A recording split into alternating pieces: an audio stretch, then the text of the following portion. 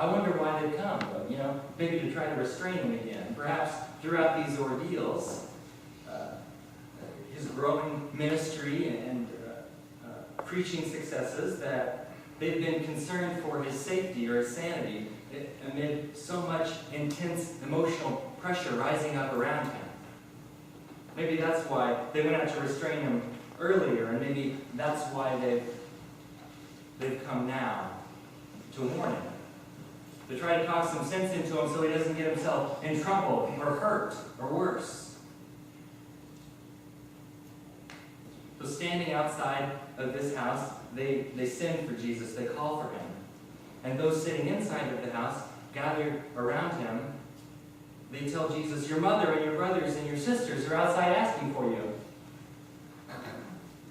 Now Jesus, never one to just mundanely respond to information presented to him,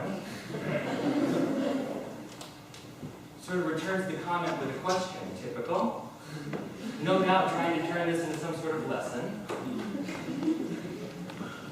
He asks, who are my mother and my brothers? He turns it back on them with a question. Do you think that's what they expected him to say? I guess Jesus never really says what he's expected to say. What happened next, though? I don't know. Because I've never read the first-hand account of it, But I gather that, or I think, that probably would have sent a hush over the room. Would have changed the mood a little bit. That's my guess. I didn't read the blog posting on the Galilee Sun-Times app on my iPad. But that's my guess, that it changed it. However it happened, I sure hope that those folks outside, his family outside the door, didn't hear him. That must have felt kind of harsh to overhear that. The family gathered out there on the front stoop to hear him say, who are my mother and my brothers? You think he's kind of insulted them, cast them aside, denied them as his true family? Now pay attention to what we have here. Jesus is inside the house, and his family gathers outside. They're outsiders in the scene, at least that's the way Mark set us up to see it. So sort of an in-group and an out-group. Inside, Jesus is surrounded by all of these believers, the faithful who belong to the group he is calling to follow God. They're the in-group, the insiders, and his family must not be true believers because they're not in there. They must not have believed in the people of God that he was calling and creating. No. The disciples and Jesus' followers inside gathered around him because they were listening to his message and using it as the rule for their lives. And his blood relatives were not among them. They didn't believe in him, in the way of life he was calling his followers to lead. Well, sometimes I think that's the way it is, isn't it?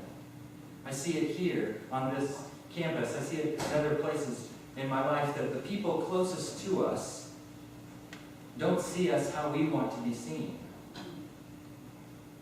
I have a friend who recently received her PhD. She lives in a small college town. Not this one, another one. And she lives there. She feels respected for her knowledge, for her ability to counsel and teach young minds, for her ability to help students with their relationships. She can be who she wants to be there. But when she goes home, no. When she goes home, it's like going back in time or going into another universe. People don't know her as a PhD professor, a woman who transforms lives, lectures for over an hour with no notes, and chairs 2 committees. They just don't know who she is now. And some of them even tend to reject all of that book learning. They know her as the little girl who sang in the youth choir and begged them to buy her Girl Scout cookies. Who is she to be teaching the youth of today? And so maybe this is the Jesus that his family sees, Jesus the PhD. It's not the same Jesus they knew as a boy. He sort of became an outsider in those ways to them. But I guess nobody ever sees anyone they grew up with as a miracle worker. So he says, they're not my family, those people, those outsiders, they're not like me. Like us, you all gathered around me. Isn't that how it went? That's what I hear. Isn't that what he meant? Yeah? Who are my mother and my brothers? But he just surprises the disciples and those gathered around him. His own family calling for him, and they're being ignored. They must have, don't you think you'd question his priorities? He doesn't even want to see his family. They'd expect him to want to see him because they're his family. There's probably no other group that could have come to the house that would have been able to get his attention. He's a big, important guy now. No group of Samaritans or simple lay people could have come and gotten his attention. The crowd around him wouldn't have. The Lord alerted him to their presence. But no, this is his family. They take priority. But Jesus dismisses that. Who are my mother and my brothers? But before they can even answer that question, he looks around the room at them and he says, here are my mother and my brothers. Whoever does the will of God is my mother and sister and brother. It's as if he's taking the definition of family and turning it around on them 180 degrees. And they're stunned by it, I'm sure. Here are my mother and my brothers. Whoever does the will of God is my brother and sister and mother. So no, I guess I'm wrong upon further reflection. He's not casting them aside, the people outside, is he? He's not really denying them. He's just redefining family. Jesus has a larger family, that's all. It's not about blood relation. It's not about who raised him. It's about who does the will of God. There are no insiders or outsiders for Jesus. He's actually calling his followers, those people with him in the room, to recognize people doing the will of God everywhere. And to call those people family. Now, in college, 5 months ago, when I was a student here,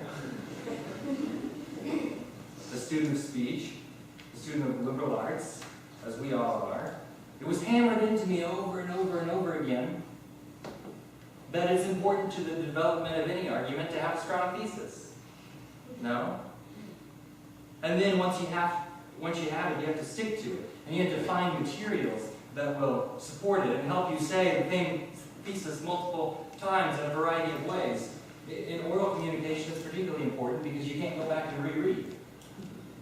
So you have to tell people the same thing a lot of times before they get it.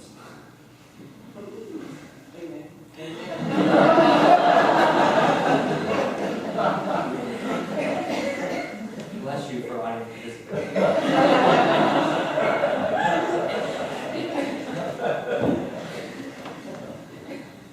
I think Jesus understood that, don't you?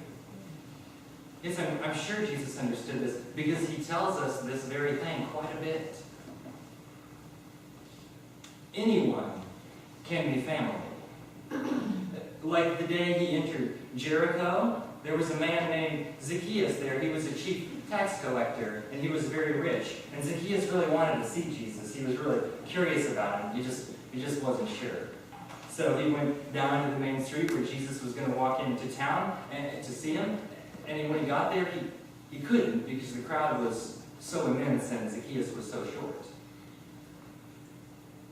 So he went ahead of Jesus down the road he was taking, and he climbed up in a sycamore tree. You get the idea, don't you? I think you know what happened. You probably know since you were a kid. If you haven't, that's fine. It doesn't make you an outsider. I know we learned about it in Sunday school or Vacation Bible School. I could probably still hum the song we learned.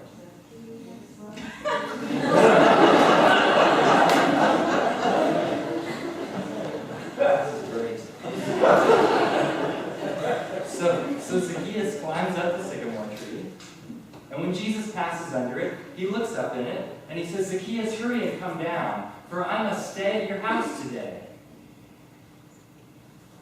So Zacchaeus grinned really wide. Real big like this, he bounded down the tree, and he was so happy to welcome Jesus. And the crowd around him was happy too. Oh boy, they were each person was. They were excited for Zacchaeus and Jesus, and that Jesus would choose this tax collector, this sinner, to eat with. No. No, they weren't. Zacchaeus was happy, but the crowd was not. In fact, they began to grumble, and they said, "He has gone to be the guest of one who is a sinner." Ain't nobody got time for that.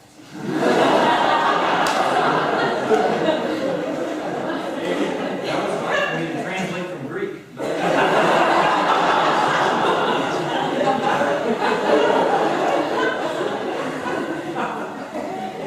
But Zacchaeus paid them no mind. He paid them no mind. He just stood there and he said, "Lord, look, half my possessions I will give to the poor. And if I have defrauded anyone of anything, I will pay them back 4 times as much." And Jesus said to him, "Today salvation has come to this house." Anyone can be family. And again, a lawyer once asked Jesus, "Who is my neighbor?" "You say we have to love our neighbors as ourselves to obtain the kingdom of God, but who exactly is my neighbor?" So Jesus told him a parable. I think you've heard this one too. He told him about a man going from Jerusalem to Jericho who was attacked by robbers. He was badly beaten and left for dead, and no one would stop to help him. A priest walked by and kept going. He passed to the other side of the street because he was afraid of coming in contact with this unclean man. The Levite did the same thing, walks by, passes because he's afraid, he did it. But then a Samaritan comes, an unorthodox layperson, a heretic by the standards of Jesus' law expert inquisitor. But this man, the Samaritan, he stops and he helps the hurt man, bandages him, puts him on his own animal, his donkey, and he takes him to the next town. And he pays 2 days of his own wages for him to be boarded in the inn there so he can heal. The Samaritan does all that. The heretic, he was the neighborly one, the one who showed mercy. The family expands. Can you imagine helping someone on the side of the road from Mid-American Nazarene University?